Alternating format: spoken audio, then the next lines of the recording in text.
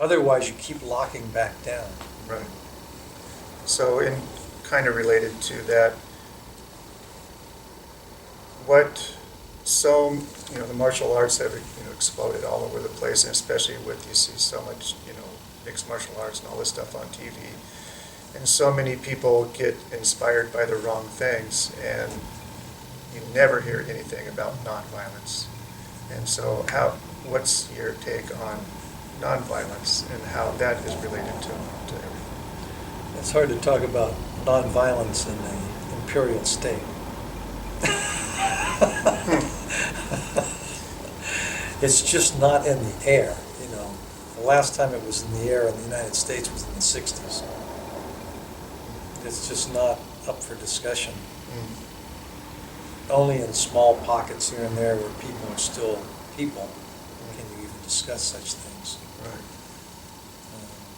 And so they're... And also, you want to think of it not... Also, it's been ruined by groups that preach nonviolence, but really they're political entities using it to keep people from organizing against the state. Yeah, they're big institutions that are, and they're very articulate. Martin Luther King and Gandhi are their heroes, and yet they're crooks. They're not really into nonviolence. They're into keeping you quiet. Right. Right. So it's kind of tricky. Right. So I don't like to talk about that too much anymore. But it is true that Aikido really is a nonviolent way of handling apparently violent situations. Right. Again, you can't really think of that because if you think of it as handling violence, you're back into duality.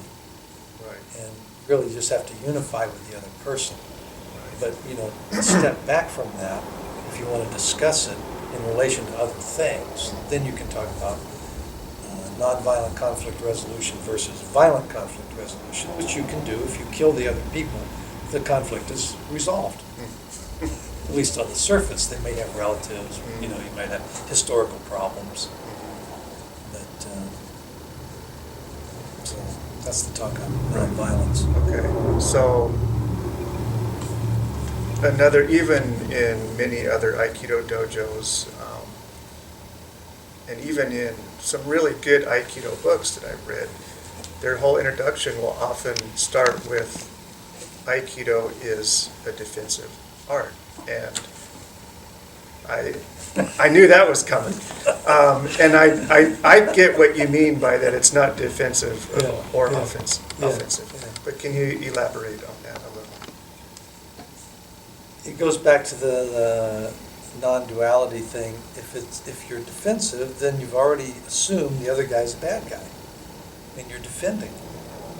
Well, if you're defending, you're not in unity with the other person. In unity, there's only the interactions of love, and they can't go wrong. So in unity, just in terms of movement and physicality and all that, I may get thrown, you may get thrown. You don't know what's going to happen. And you can't really say. You can't be in unity but have an agenda. So you just have to go in. That's unity. That's a kind of surrender to the moment or the action or whatever. And so to talk about it in terms of the defensive art, that's just it's just not true. Right.